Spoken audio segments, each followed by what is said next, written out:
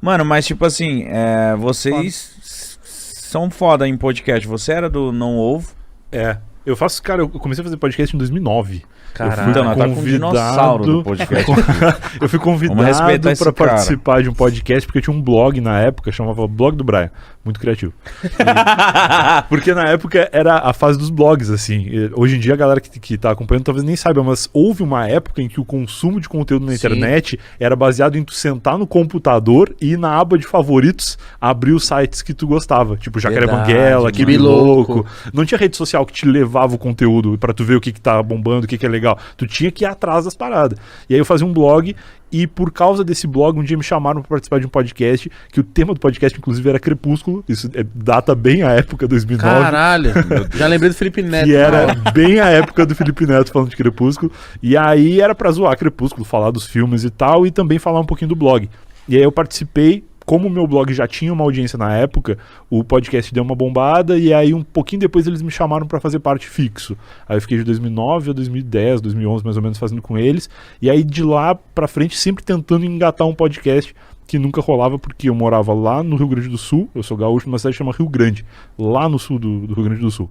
E Mano, aí... você não parece... Você não tem sotaque gaúcho. Então, eu acho que é porque o sotaque gaúcho famoso é de Porto Alegre. E Rio Grande é muito longe de Porto Alegre. Rio Grande é mais perto de Montevidéu, que é a capital no Uruguai, do que de Porto Alegre, de tão no sul que é. Eu sei falar espanhol, mas não tem sotaque. Era bom na época do dólar 1 para 1, que tu atravessava a fronteira pro Chuí ali no Uruguai e comprava várias bebidas, coisa, perfume. Era tudo muito barato. A galera acha que essa época não existiu, né? Do dólar 1 para 1. Os caras acham que o bom é agora. Teve uma vez que o dólar ficou um pouco abaixo do 1 por 1. Era tipo 94 centavos, R$1 para $1. Meu Deus. A gente perdeu a chance de comprar os Estados Unidos. Que ano era isso? Antes de 94. Cara... não. Antes de 94 é impossível que teve o plano real. Então foi depois de 94, 95. Eu era criança. Eu sou de 90. Não deve ter durado nem 8 meses, se duvidar.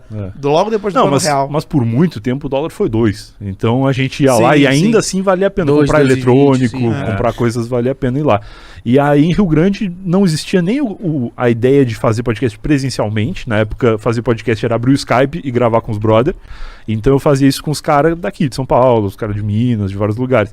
E aí quando esse podcast parou de dar certo, eu tentei outras coisas e tal, mas só vingou mesmo em 2014, não, 2015. Eu vim morar em São Paulo no final de 2013, aí em 2014 eu fui trabalhar no Não Salvo e em 2015 nasceu o Não Ovo. Aí de 2015 pra cá eu nunca mais parei de fazer podcast. Fiz lá no Não Salvo, fiz os outros podcasts do Não Salvo. Podcast é do caralho, mano. Foda.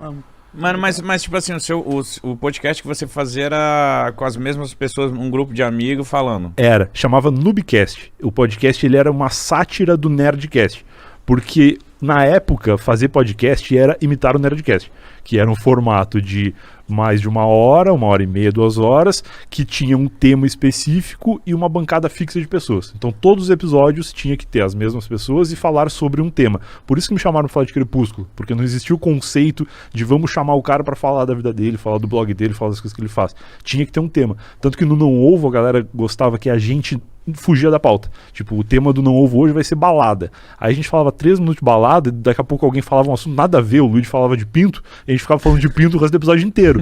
Só que não podia começar, vamos falar de qualquer coisa. Tinha que ter o tema, senão não era podcast, entendeu? Entendi. Era uma outra ideia, caralho. era um outro conceito. É como se fosse uma redação. Tipo isso. Boa, exatamente tipo, tu tem essa redação é sobre tem o título. tal coisa. Mas embora. aí se tu quiser descaralhar e falar de qualquer coisa no meio, tu sai falando, entendeu? E isso aí era visto como uma coisa libertadora. Se os caras falam, pô, Não Ovo, é foda. Eles têm um tema, eles não falam do tema. Pô, era só não ter. E como que era, tipo assim, a audiência? Vocês mediam por download do podcast? Como que era pra medir a audiência por do download. podcast? O Não Ovo bombava muito na época, mas na época bombar muito era ter tipo 50 mil, 60 mil downloads, que é incrível. Mas pra é caralho. muito incrível. caralho. Não, é incrível. E é mais incrível se tu considerar que pra ouvir podcast na época, o cara tinha que ser meio hacker. Ele tinha que saber baixar um arquivo MP3 ou assinar um feed num agregador de podcast, porque o Não Ovo começou... Eu nunca... o Não Ovo começou, não tinha podcast no Spotify ainda. Foi durante a existência do Não Ovo que o podcast começou no Spotify. Então já baixou a barreira de entrada. Minha mãe já conseguiu ir atrás de ver o que eu fazia da vida. Porque até então era meio obscuro, assim. É muito louco. Mano. Mas era pago esses downloads? Tipo, Não, cada não. download... Não? Não tinha monetização. E aí como que vocês vocês conseguiram trazer grana pelo não ovo? Anunciador. Na época do Não Ovo tinha uns anunciantes, a gente chegou a fazer algumas marcas, mas lá atrás, na época do Noobcast ainda, eu lembro que a primeira publicidade que a gente fez, eles pagaram R$250 e foi de um serviço que chamava Netmovies, que era o precursor da Netflix. Netmovies era assim, olha a tecnologia. Existe até hoje. A tecnologia empregada na época era o seguinte, tu abria um aplicativo, sei lá, um site, acho que não era nem aplicativo, escolhia o filme que tu queria ver e o motoboy ia na tua casa levar o DVD. Era isso que o Netmovies fazia. Era um delivery. Era um delivery de filme. Que doideira. Delivery de filme. Foi a primeira publicidade que eu fiz na internet, isso deve ter sido 2010, mais ou E menos. isso era forte? Eu não peguei esse mercado. Eu acho que isso era forte aqui.